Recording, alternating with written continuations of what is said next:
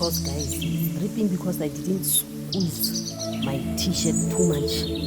So now my reason is I don't want to use a hot iron on my t-shirt.